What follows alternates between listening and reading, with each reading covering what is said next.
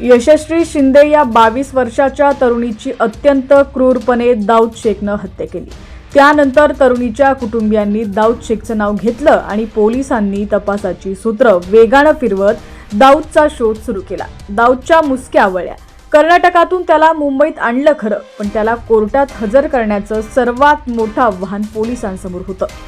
आरोपीनं केलेल्या कृत्यामुळे उरणमधील वातावरण तंग आहे। यापूर्वीच संतप्त नागरिकांनी उरणमध्ये मोर्चा काढला होता। एकंदरीत परिस्थिती पाहता पोलिसांनी आरोपीला कोर्टासमोर हजर करण्याच्या वेळेत अचानक बदल केला आणि त्याला रात्री कोर्टासमोर हजर करण्यात आलं। आरोपीला रात्री कर्नाटकातून मुंबईत आणलं गेलं।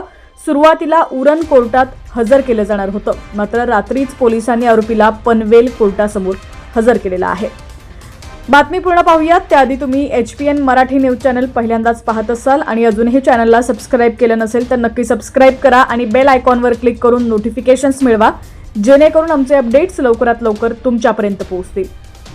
तर आरोपीला कर्नाटकातून मुंबईत आणल्यानंतर पोलिसांकडून त्याला आज म्हणजेच बुधवारी उरण कोर्टात हजर केलं जाणार होतं, पण यशस्वीच्या हत्येनंतर उरणमधील वातावरण फारच चिघळलेलं आहे। आरोपीला फाशी देण्यासाठी संतप्त नागरिकांनी मोर्चे देखील काढले। एकंदरीत वातावरण पाहून पोलिसांनी सावध भूमिका घेतली। पोलिसांनी आरोपी दाऊद शेखला उरण कोर्टात हजर न करता पनवेल कोर्टासमोर हजर केलं। आरोपीला रात्री आणल्यानंतरच रात्रीच्या वेळी पनवेल कोर्टात नेण्यात आलं होतं। त्यानंतर आरोपीची कसून चौकशी करण्यासाठी कोर्टानं त्याला 7 दिवसांची पोलीस कोठडी सुनावली। अशातच आता आरोपीनं हत्या का केली, हत्या करण्यात अजून कुणाचा हात आहे का, या सर्व गोष्टींचा कसून तपास करण्यासाठी त्याला 7 दिवसांची पोलीस कोठडी देण्यात आलेली आहे।